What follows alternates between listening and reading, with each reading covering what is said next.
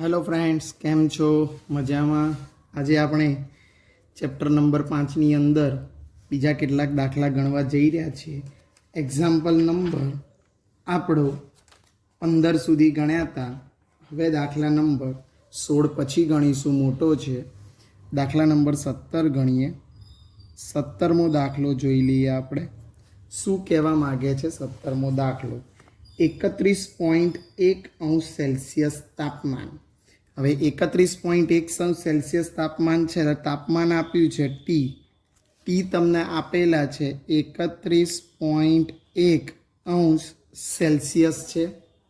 Okay, સાથે સાથે 1 બાર દબાણ. હવે સેલ્સિયસમાં છે તો એને કેલ્વિનમાં કન્વર્ટ કરીએ તો 273 વત્તા 31.1 એટલે તમારો જવાબ આવે 304.10. એટલે આપણે 31.1 વત્તા 273.15 લઈએ છીએ, આપણે યાદ હોય તો તમને, તો તમારો જવાબ એટલો આવે 304.25 જવાબ આવશે. એટલે 304.25 જવાબ અહીંયા લખીશું. ચલો, ઓકે. ટેમ્પરેચર પતી ગયું. દબાણ, પ્રેશર તમને 1 બાર આપ્યું છે, એટલે પ્રેશર 1 બાર, જેને એમાં જ રાખીશું, એમાં કોઈ ચેન્જ કરતા નથી. પ્રેશર 1 બાર. 8.8 ગ્રામ CO2, એટલે ડબલ્યુ ઓફ CO2 આપ્યો છે. ડબલ્યુ ઓફ CO2 કેટલા આપ્યા છે? 8.8 ગ્રામ છે. હવે મિત્રો, તમને શોધવાનું કીધું છે વડે રોકાયેલું કદ ગણો. કદ એટલે તમે જાણો છો, કદને આપણે હંમેશા વી વડે દર્શાવીએ છીએ. તો કદ વી તમારે શોધવાનું છે. હવે પીવી બરાબર એનઆરટી મૂકી શકીએ, અથવા પી બરાબર WRT અપોન MV. તો આપણે પીવી બરાબર એનઆરટી પણ મૂકીએ, પણ મોલ પીવી બરાબર એનઆરટી એટલે આવી રીતે લખું, પી બરાબર એનઆરટી અપોન વી. પણ મારા સૂત્રનો કરતાં કોને બનાવવો છે? વીને. ધેટ ઇમ્પ્લાઇડ, જો વીને સૂત્રનો કરતાં બનાવીએ તો એન, પણ એન બરાબર મોલ બરાબર વજન ભાગ્યા આણવીય દળ. ચલો, આરટીએમના એમ થશે અને નીચે પી આવી જશે, એટલે WRT અપોન પી આવશે. હવે તમે આગળ જોશો, ડબલ્યુની કિંમત કેટલી છે તમારી જોડે? તો ડબલ્યુની કિંમત છે તમારી જોડે 8.8 ગ્રામ. આર કેટલા લેશો? તો આરની વેલ્યુ 0.083 લીટર બાર કેલ્વિન ઇન્વર્સ મોલ ઇન્વર્સ, એટલે એની વેલ્યુ આપણે 0.083 જ લઈએ છીએ. પછી લઈશું એનું ટેમ્પરેચર કેટલું છે? 304.25 છે, એટલે વેલ્યુ લખીશું 304.25 ભાગ્યા નીચે MW. CO2નો આણવીય દળ, તો કાર્બનનો આણવીય દળ પરમાણવીય દળ 12, ઓક્સિજનનું 16 દુ 32, 32 ને 12 44 થાય, એટલે તમે લખશો 44 ગુણ્યા પ્રેશર કેટલા બાર આપ્યું છે? 1 બાર આપ્યું છે. તો જો વીને આપણે લખીએ તો આનું સાદરૂપ આપીએ તો લીટરમાં કેટલા આવે છે? તો 8.8 ગુણ્યા 0.083 આવે ગુણ્યા 304.25 ભાગ્યા 44 મૂકીએ તો તમારો જવાબ 5.05 લીટર આવશે. એટલે કદ તમને મળશે 5.05 લીટરમાં આપણને કદ મળે છે. એટલે તમે અહીંયા સમજી શકો છો કે આનું કદ 5.05 લીટર આવે. 17મા દાખલા પછી દાખલા નંબર 18મો જોઈએ છે આપણે. તો 18મા દાખલામાં દબાણ સમાન છે. હવે એક દબાણ સમાન દબાણ છે, ઓકે, અને 2.9 ગ્રામ એક વાયુ 95 સેલ્સિયસ તાપમાને, એક વાયુ એટલે અનનોન વાયુ છે, એના ગ્રામ છે ડબલ્યુ પણ અનનોન છે, એટલે આપણે ડબલ્યુ ઓફ અનનોન લઈએ. અનનોન એટલે યુ યાદ રાખજો, જાણીતો ન હોય તેવું. એના WU છે 2.9 ગ્રામ લઈએ, બરાબર છે. 95 સેલ્સિયસ તાપમાન, તો ટેમ્પરેચર યુ તો 95 છે, એટલે 273.15 વત્તા 95 તો 295 વત્તા 273.15 જવાબ તમારો આવશે 368.15 આવે. સિમ્પલ મેથ્સ છે, બંનેનો સરવાળો કરી નાખીશું આપણે. ઓકે, તાપમાને 184 ગ્રામ ડાયહાઇડ્રોજન. તો ડબલ્યુ ઓફ હાઇડ્રોજન આપેલા છે એ કેટલા આપ્યા છે? 184 ગ્રામ છે, એટલે હાઇડ્રોજનનું વજન આપેલું છે. અને 17°C તાપમાને, તો ટેમ્પરેચર ઓફ હાઇડ્રોજન 17°C તાપમાન. તો 17 વત્તા 273.15 લઈશું. તો 17માં 273.15 ઉમેરશો તમે તો તમને મળશે 290.15 કેલ્વિન મળશે. એટલે 290.15 તમે શું લેશો? કેલ્વિન. હવે શું આપ્યું? દબાણ સમાન છે, એટલે દબાણ સમાન છે અને સરખું કદ રોકે છે. એટલે બે કન્ડિશનો આપી છે. વી અનનોન બરાબર વી ઓફ હાઇડ્રોજન અને પી અનનોન બરાબર પી ઓફ હાઇડ્રોજન. આપણે પીને સૂત્રને કરતા બનાવીને લખીએ આપણે, બરાબર છે. તો પી બરાબર તમે લોકો જાણો છો, પીનું બરાબર WRT/mv. ઓકે, આમાં કેલ્ક્યુલેટરનો યુઝ કરવો પડશે, ધ્યાન રાખજો. PU બરાબર PH2 ને લઈને કરું છું. તો P બરાબર શું થાય? તો WRT/mv. તો અહીંયા W વજન W ઓફ અનનોનનું રાખીએ છીએ, R કોમન છે, T ઓફ અનનોનનું રાખીએ છીએ. અહીંયા આણવીય દળ અનનોનનું રાખું છું, કારણ કે એ તો અનનોન છે, એનું આણવીય દળ ખબર ના. અને V ઓફ અનનોન એ તો સરખા જ છે, પણ છતાં પણ V ઓફ અનનોન લઈએ છીએ બરાબર W ઓફ હાઇડ્રોજન, R અચળ છે, T ઓફ અનનોન છે, હાઇડ્રોજન છે એટલે અનનોન ના આવે, હાઇડ્રોજન છે ટેમ્પરેચર. M એ હાઇડ્રોજનનું છે અને ગુણ્યા વી ઓફ હાઇડ્રોજન. પણ તમે લોકો જાણો છો વી ઓફ યુ તો H2 બંને સરખા જ છે એટલે ઉડી જશે. આર પણ ઉડી જશે. ઓકે, તમારે સૂત્રનો કરતા બનાવવાનો છે એમ ઓફ યુ. તો પહેલાં વેલ્યુ મૂકી દઈએ. ડબલ્યુ ઓફ અનનોન કેટલા છે? 2.9 ગ્રામ છે. ટેમ્પરેચર ઓફ અનનોન કેટલા છે? 368.15 છે. એમ ઓફ અનનોન છે એ શું કરવાના છે? શોધવાના છે. એટલે એમ ઓફ યુ બરાબર ડબલ્યુ ઓફ H2 કેટલા આપ્યા છે? તો 0.184 ગ્રામ. તમે લખી દેશો, વેલ્યુ છે જ આપણી જોડે. ચલો, ટેમ્પરેચર ઓફ H2 290.15 આપેલા જ છે. અણુભાર કેટલો છે? એમ ઓફ H2 તો તમે લોકો જાણો હાઇડ્રોજનનો પરમાણુય દળ 2 થાય.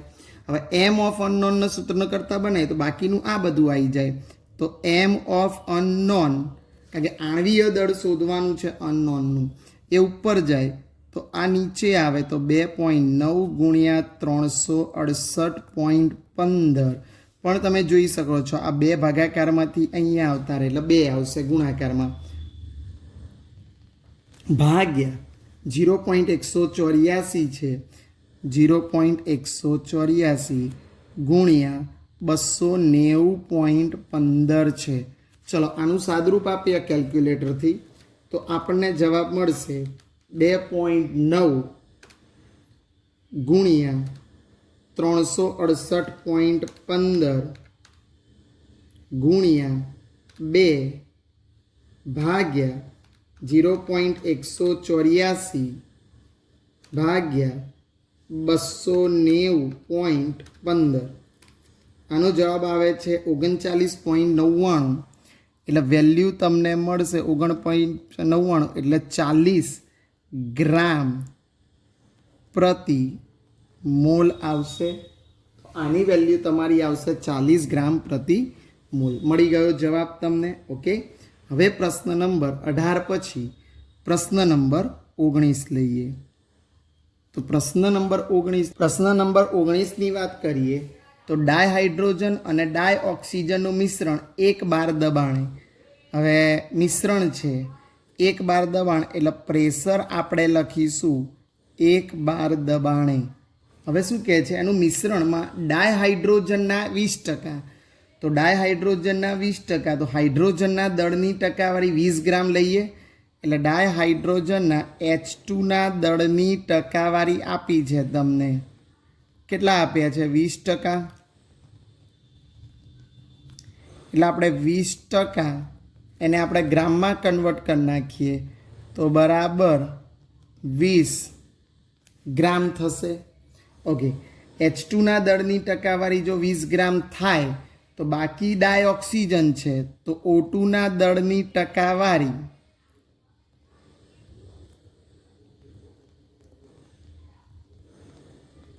બરાબર 80%. એટલે કે 100માંથી 20 બાદ લે એટલે 80 ગ્રામ થશે. ચલો, ટકાવારી મળી ગઈ બંનેની. હવે શું કહે છે? ડાયહાઇડ્રોજનનું વિભાગીય દબાણ ગણો. બરાબર છે. અને કુલ મિશ્રણ પી ટોટલ આપેલા છે 1 બાર.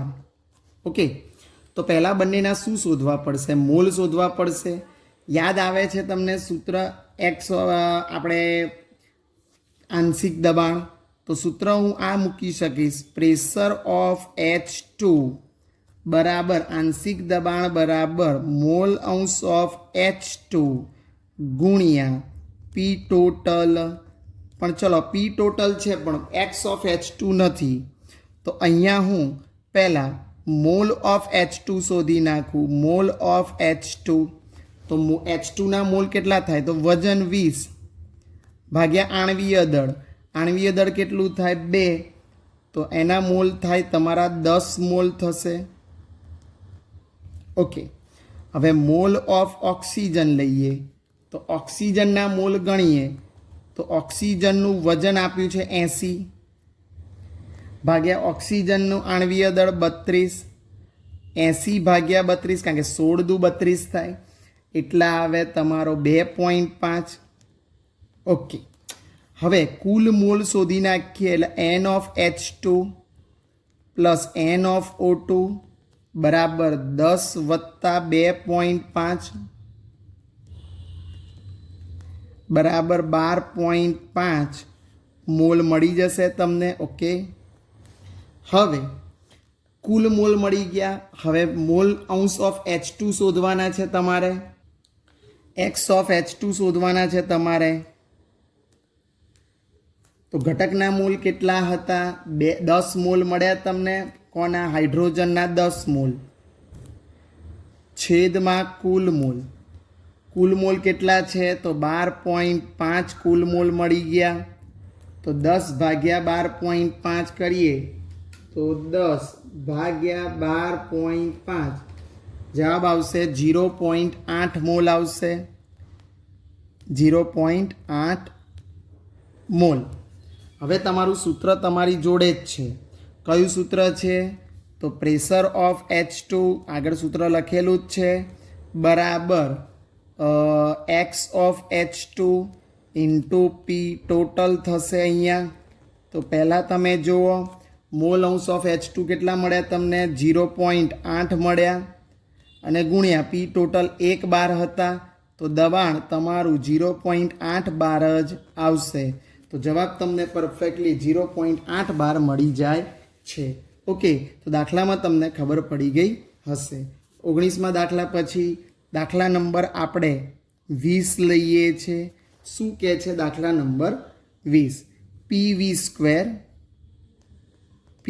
Square T square upon N રાશિ માટે એસઆઈ એકમ શું? આ રાશિ માટે એસઆઈ એકમ શોધવાનો કીધો છે તમને. ઓકે, તો આપણે આનો એસઆઈ એકમ શોધવાનો પ્રયત્ન કરીશું. તો દબાણનો એકમ યાદ રાખો, પ્રેશર બરાબર ફોર્સ બાય એરિયા. એટલે જો પ્રેશરનો આપણે લખીએ તો ફોર્સ બાય એરિયા. ફોર્સનો એકમ ન્યૂટન અને એનો એકમ મીટર સ્ક્વેર છે. એટલે પ્રેશરનો ન્યૂટન પ્રતિ મીટર સ્ક્વેર. વીનો એકમ છે મીટર ક્યુબ, તમે બધા જાણો છો. ઓકે, પછી ટીનો એકમ છે કેલ્વિન અને મોલનો એકમ તો મોલ જ આવે.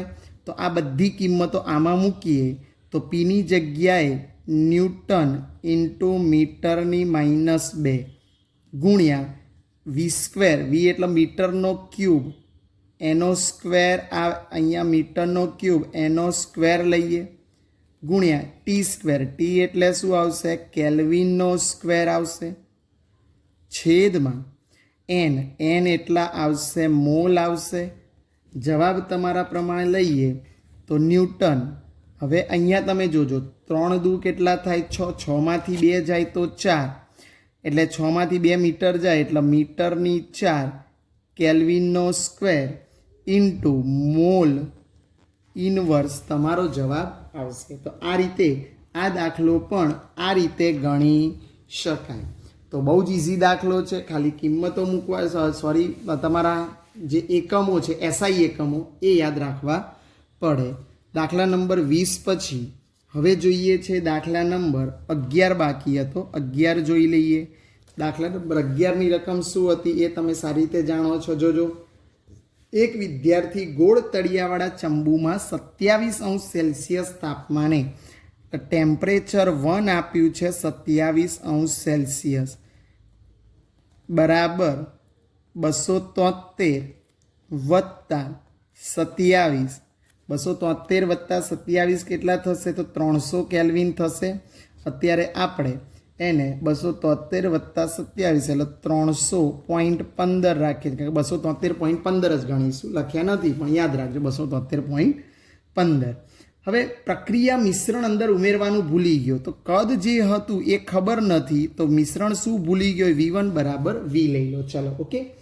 થોડા સમય પછી તેને ભાન થયું તો તાપમાન માપ્યું તો એને T2 મળ્યા, T2 477 ડિગ્રી મળ્યા, તો T2 બરાબર 477 પ્લસ 273.15 મૂકું તો તમને મળશે જવાબ 750.15 આવે ટોટલ મારો, તો આનો સરવાળો ઓકે. હવે તમારે શું શોધવાનું? કેટલો અંશ બહાર નીકળી ગયો છે? એટલે પહેલો તો તમારે V2 શોધવો પડે, કદ શોધવું પડે V2નું, કેટલા ભાગનો કદ? Question marks. ઓકે, તો હવે તમે V અને T વચ્ચેનો સંબંધ ચાર્લ્સનો નિયમ લખી શકો. તો V1 અપોન T1 બરાબર V2 અપોન T2 થશે. ધેટ ઇમ્પ્લાય ઇટ V1 કેટલા છે તમારા? તો V1 છે V. T1 કેટલા છે? તો T1 છે 300.15. ચલો ઓકે. V2 કેટલા છે? તો V2 તમારે શોધવાના છે. અને T2 કેટલા છે?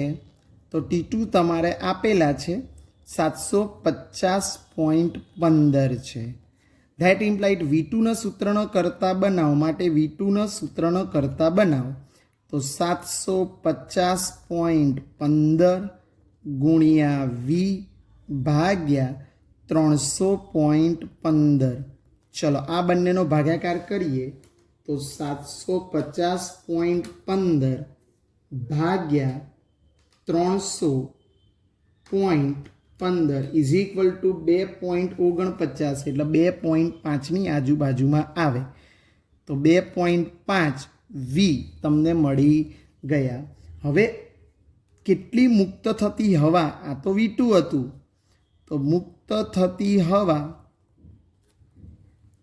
કારણ કે એનું કદ આપણને ખબર નથી. મુક્ત થતી હવા બરાબર 2.5 V માઇનસ અંદર 1 V હતો, એટલે મુક્ત થતી હવા કેટલી થશે? 1.5 V. બરાબર. પ્રક્રિયા મિશ્રણ એટલે એનું કદ ભૂલી ગયો છે, એટલે પછી ધ્યાન થયું તો ફ્લાસ્કનું તાપમાન હવાનો કેટલો ભાગ? તો આટલો ભાગ બહાર નીકળી ગયો હશે. હવે અંશ કેટલો? તો મુક્ત થતી હવાનો અંશ લઈએ, તો મુક્ત થતી હવાનો અંશ બરાબર 1.5 V ભાગ્યા 2.5 V બરાબર 3 5 5 તરી 15 અને પાયો પાયો 25, એટલે 3/5 તમારો જવાબ આવે. તો મિત્રો આ સાથે 11મો દાખલો પણ તમે આ રીતે ગણી શકો છો કે પહેલાં V2 શોધી નાખો, પછી મુક્ત થતી હવા એક પહેલી મુક્ત V2 મળ્યા એ 2.5 V, એમાંથી V તો ઉડી ગયા હશે, નીકળી ગયા હશે, એટલે 1.5 V. કારણ કે વી નીકળી ગયા છે, કારણ કે એ તો ભૂલી ગયા છે એટલે માટે. ઓકે, એટલે અહીંયા તમે આ રીતે જોઈ શકો. હવે મિત્રો દાખલા નંબર 16ની વાત કરીએ. તો 16મો દાખલો શું કહેવા માગે છે એ સમજીએ. કે નીતિભાર એનો પેલોડ કહેવાય બલૂનને. તો એ બલૂનનું દળ અને વિસ્થાપિત હવાના દળના તફાવત તરીકે વ્યાખ્યાયિત. એટલે નીતિભાર બરાબર વિસ્થાપિત હવાનું દળ માઇનસ, એટલે નીતિભાર એટલે એનું સૂત્ર બનાવી દઈએ આપણે. નીતિભાર બરાબર વિસ્થાપિત હવાનું દળ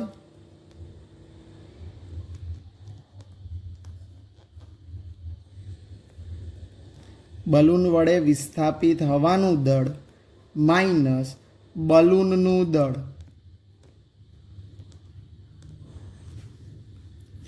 ઓકે, હવે તમને આપેલું છે જો 10 મીટર ત્રિજ્યા, તો બલૂનની ત્રિજ્યા આપી છે. બલૂનની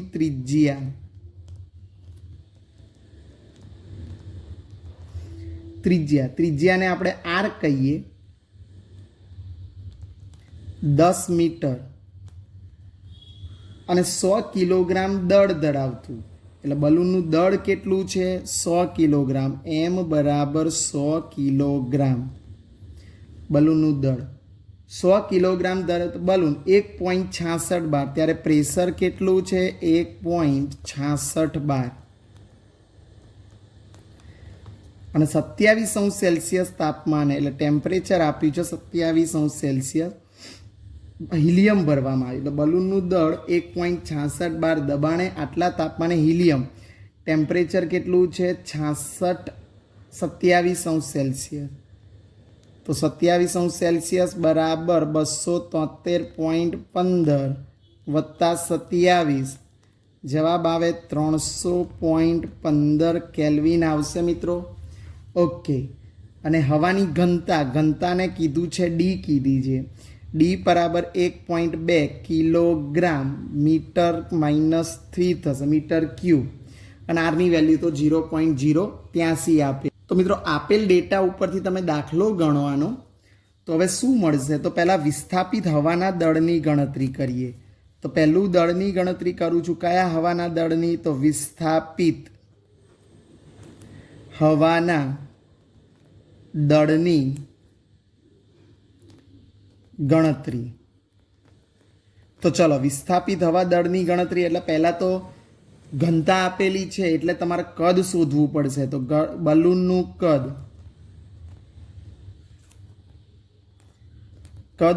બલૂન ગોળ હોય એટલે એનું કદ કેટલું થાય? 4/3 પાઈ આર ક્યુબ થશે.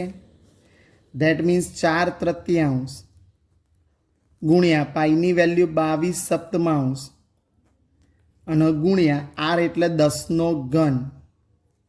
આનું મિત્રો સાદુરૂપ આપીએ કેલ્ક્યુલેટરથી, એટલે 4190.48 મીટર ક્યુબ આવશે. એટલે વિસ્થાપિત હવાનું દળ તમને મળી ગયું. હવે ઘનતા બરાબર દળ ભાગ્યા કદ તમે જાણો છો, તો દળ મળી જાય.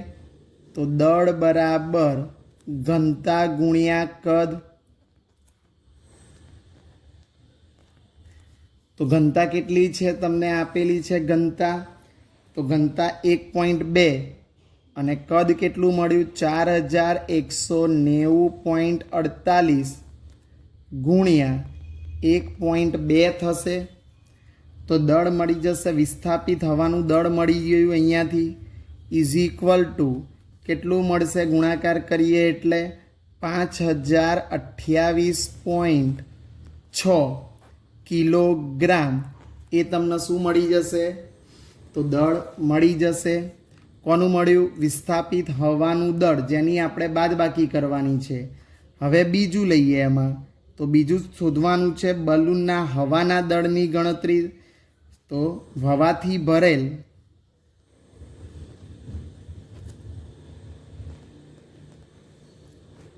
બલૂનના હવાના દળની ગણતરી. તો હવાનું દળ, તો જો તમને બલૂનનું વજન તો આપી દીધું છે કેટલા કિલોગ્રામ આપી છે? 100 કિલોગ્રામ. અને એની અંદર હવા શોધીએ તો હિલિયમ વાયુના પહેલાં મોલ શોધવા પડશે. અંદર હિલિયમ શોધ્યો છે એટલે ભરેલો છે એટલે તો હિલિયમના મોલ બરાબર પીવી અપોન આરટી. ચલો દબાણ કેટલું મળેલું છે તમને? તો દબાણ 1.66 બાર છે. કદ વી શેમાં આપ્યું છે તમને? તો વી તમને આ મળી ગયું, હમણાં જ શોધ્યું તમે 4190.48 4190.48 પણ મીટર ક્યુબ છે. ડેસીમીટર ક્યુબમાં કરવા માટે એને 10⁻³ કરવા પડે કારણ કે લીટરમાં છે ને એટલે 3 ડેસીમીટર ક્યુબ થશે. છેદમાં આર કેટલા લઈશું? 0.083 લઈશું. અને ટેમ્પરેચર કેટલું છે? તો 300.15. મિત્રો આનું કેલ્ક્યુલેટરથી સાદુરૂપ આપીએ તો મોલ મળી જાય તમને. તો મોલ કેટલા મળશે આના? તો 279.19 ગુણ્યા 10⁻³ રહેવાના જ એટલા મોલ મળી ગયા. હવે તમે જાણો છો એચી વાયુનું દળ કઈ રીતે શોધાય? તો મોલ બરાબર પાછું વજન ભાગ્યા આણ્વીય દળ. મોલ બરાબર વજન ભાગ્યા આણ્વીય દળ થશે. તો અહીંયા તો તમે જોઈ શકો છો આણ્વીય દળ તમે જાણો છો અને મોલ મળી ગયા એટલે વજન મળી ગયા 279.19 મોલ અને આણ્વીય દળ થાય 4. તો વજન તમને એક્ઝેક્ટલી મળશે 1116.76 કિલોગ્રામ. હવે હવા ભરેલા બલૂનનું દળ કેટલું થાય? તો 100 તો બલૂનનું દળ હતું અને આ બીજું દળ મળ્યું બલૂનનું દળ બરાબર 100 વત્તા 1116.76. તમારી વેલ્યુઝ ટોટલ સરવાળો કરો તો 1216.76 કેજી આવશે. હવે તમે લોકો જાણો છો કે બલૂન સાથે જોડી શકાતું મહત્તમ દળ બલૂન સાથે જોડી શકાતું મહત્તમ દળ તો તમને વિસ્થાપિત હવાનું દળ યાદ આવે છે? હમણાં જ સૂત્ર લખ્યું આપણે વિતમિતિ ભાર બરાબર વિસ્થાપિત હવાનું દળ. તો એ મળ્યું તમને 5028.6 અને માઇનસ બલૂનનું દળ. તો બલૂનનું દળ મળશે પેલા સાથે 1216.76. એટલે તમે બેની કિંમત મૂકો તો 3811.84 કિલોગ્રામ એ તમારું પે લોડ તરીકે લઈ શકાય. બહુ જ સહેલો દાખલો છે. પહેલાં વિસ્થાપિત હવાના દળની ગણતરી કરો. એની ગણતરી માટે તમારે ઘનતા આપેલી છે એટલે પહેલાં કદ શોધો ને ઘનતા બરાબર દળ ભાગ્યા કદ ઉપરથી દળ શોધો. હવાથી ભરેલ બલૂનનું દળ 100 આપેલું છે. જુઓ તમે અહીંયા 100 આપ્યું છે તો મારા અંદર વાયુ કેટલો છે હિલિયમ એનું દળ શોધવું પડશે. તો હિલિયમના મોલ શોધી મોલ બરાબર વજન ભાગ્યા આણ્વીય દળથી એનું દળ શોધી નાખ્યું. અને હવે નીતિ ભાર બરાબર બંનેનો તફાવતના બરાબર હોય છે એટલે પેલો 5028.6 માઇનસ 1216.76 એટલે તમારો જવાબ આવશે 3811.84. તો મિત્રો આ સાથે આટલા દાખલા પૂર્ણ થાય છે. Thank you very much. કોઈ પણ કન્ફ્યુઝન હોય તો પર્સનલી ફોન કરો. Okay bye.